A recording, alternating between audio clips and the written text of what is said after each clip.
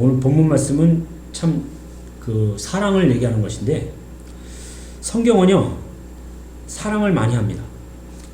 사랑을 전체적으로 얘기하는 것이 성경의 맥락이라고 볼 수 있는데, 하나님의 크고 놀라운 사랑과 그 사랑이 우리에게 가져다주는 어떤 구원에 대한 그런 것들, 이런 것들을 묵상하는 그런 얘기인데, 성경 전체가 다 그렇게 사랑으로 움직이고 있어요.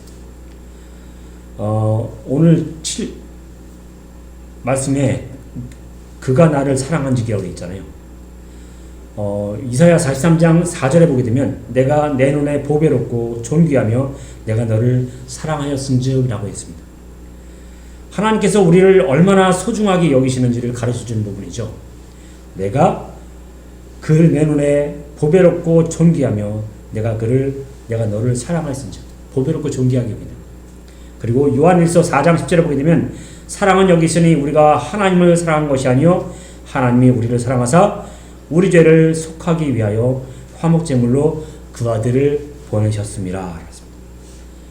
우리의 구원은요, 우리가 하나님을 사랑해서 온 것이 아니라 하나님께서 먼저 우리를 사랑하셨기 때문에 우리에게 그 사랑으로 예수 그리스도를 땅에 보내셨다는 것입니다. 그만큼 하나님의 사랑은 먼저 나타난 것입니다. 먼저 우리에게 나타나셨어요. 불완전한 것이 아니라 완전한 사랑으로 우리에게 다가온 것이죠. 하나님의 사랑은 영원하게 변함이 없습니다. 그렇기 때문에 주님은 우리에게 어떤 모습이든지 어떤 죄를 졌든지 우리와 상관없이 항상 우리를 당신의 자녀로 품어주시고 우리 사랑하시고 우리에게 다가오시는 그런 분이십니다. 유교의 전쟁 속에 하나님의 사랑이라는 그런 얘기가 있는데, 네이버 블로그에 소개된 유경화 장로님의 이야기가 있습니다. 이분은 평안북도 철산군에서 살다가 6.25 때 혼자 혈혈단신으로 월남하셨습니다. 월남하셔가지고 이 장로님이 젊을 때 뭐라고 그랬냐면, 하나님께서 저를 축복해 주시면 제 집보다 먼저 하나님의 집부터 장만하여 드리겠나이다 라고 기도했다고 합니다. 그렇게 서원을 했어요. 아무것도 없는 상황에서 이분은 처음에 뭘 했냐면 연탄 장사를 했거든요. 연탄 장사를 해가지고 놀랍게도 하나님이 축복해 주셔가지고 사업이 크게 번창을 했습니다. 그래서 집을 마련하게 됐습니다. 정말 좋은 일이죠. 집을 마련했습니다. 집을 마련해가지고 이제 좋아하고 있었는데, 그런데 그때 학개서 1장 4절 말씀이 딱 떠오르는 것입니다. 학개서 1장 4절이 뭐냐면 이 성전이 황폐하였거늘 너희가 이때에 핍박한 집에 판벽한 집에 거주하는 것이 옳으냐. 집을 마련했는데 너무 좋아가지고 막 기뻐하고 있는데 갑자기 학개서 1장 4절 말씀, 이 성전이 황폐하였거늘 너희가 이때에 판벽한 집에 거하는 것이 옳으냐라는 것입니다. 이 말씀을 듣는 순간 회개했답니다. 회개하면서 자기 그 집보다, 자기 집이 좀 102평인데 자기 집보다 더 큰 땅을 사가지고 거기서 교회를 짓기 시작해서 교회를 헌신했습니다. 그 교회를 하나님께 바쳤죠. 유장로님은 비록 전쟁의 비극 속에서 모든 것을 잃었지만 하나님께서는 그 삶을 버리지 않고서 끝까지 축복해 주셨고 인도하셨고 축복을 통해서 결국은 그가 그 서원대로 자기 집을 하나님께 바치는, 그래서 그것이 교회가 세워지는 그런 놀라운 역사를 이루었습니다. 이것은 바로 하나님의 사랑이죠. 하나님의 사랑은 끝까지 인도해 주시는 그런 사랑입니다. 오늘 말씀처럼 조건 없는 사랑, 온전한 구원이라고 되어 있잖아요. 하나님의 사랑은 그렇게 조건 없이 모든 것을 우리에게 다가오십니다. 사랑받는 존재로 살아가는 것이 얼마나 참 축복입니까? 지금도 하나님 우리에게 사랑하시고 계시거든요. 우리 사랑하시거든요. 우리가 하나님 사랑하는 것이 아니라 하나님이 우리를 사랑하셔서 우리에게 다가오시고 우리를 이끌어주십니다. 바로 그것이 하나님의 사랑인 것이죠.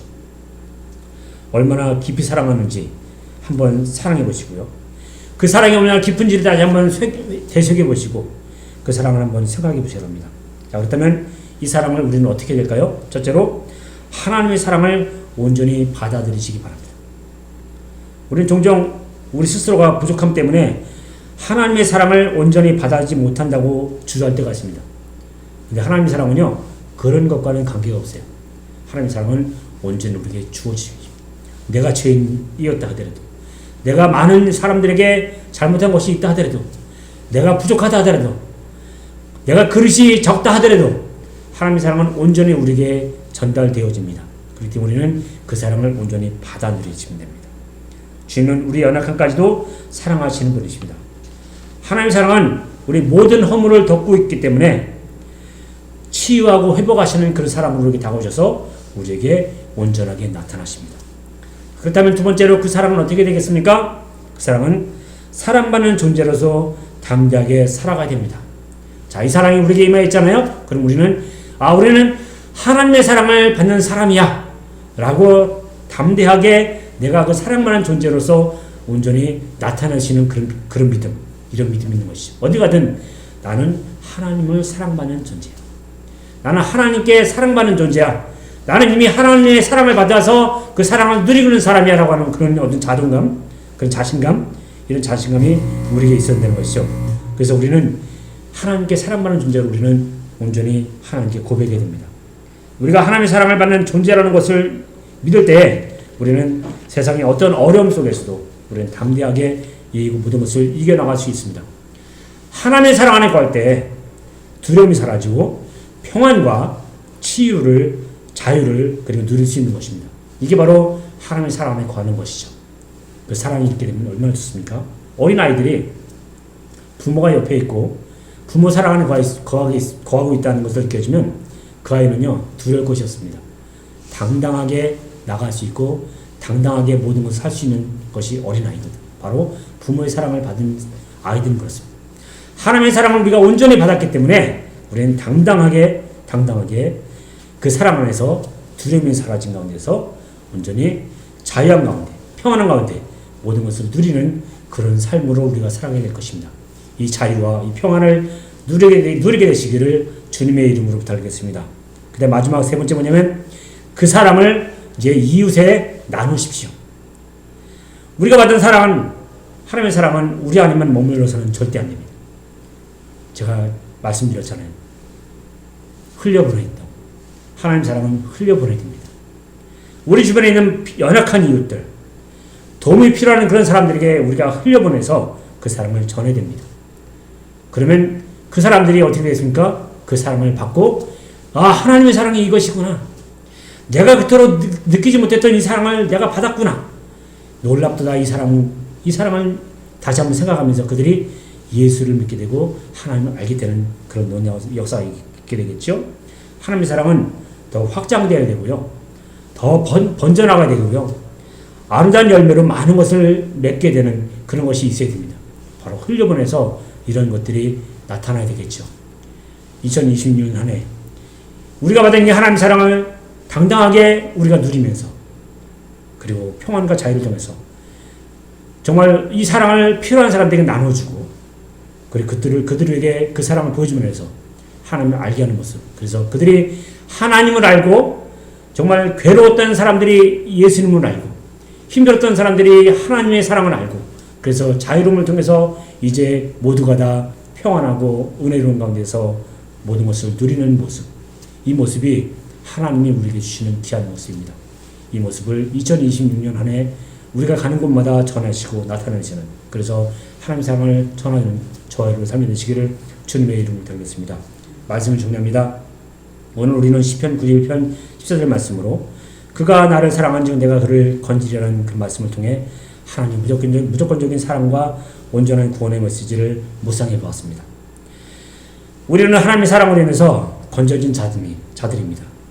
그 사랑 안에 거할 때 진정한 평안과 기쁨을 누릴 수 있습니다. 이번 한 주간, 아니 2026년 한 해 그 사랑 안에 거할 때 진정한 평안을 누리는 곳에서 여러분의 모든 삶 가운데서 하나님의 사랑이 충만하게 입어가고 더 나아가서는 어떤 어려움 속에서도 흔들리지 않고 굳건한 믿음으로 살아가시기를 주님의 이름으로 축원을 드리겠습니다. 그래서 이 한 주간 더 나아가서는 이 한 해 주님의 이 사랑으로 승리하시면서 그 사랑을 흘려보내시는 저와 여러분의 삶이 되시기를 주님의 이름으로 간절히 부탁드리겠습니다.